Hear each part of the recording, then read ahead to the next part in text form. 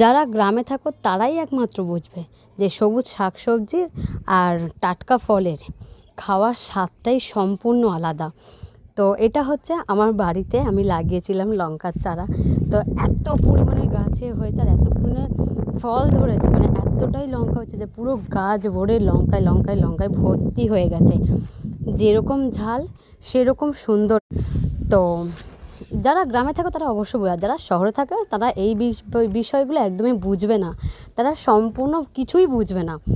তো এই যে কী মানে ভালো লাগে টাটকা জিনিসের।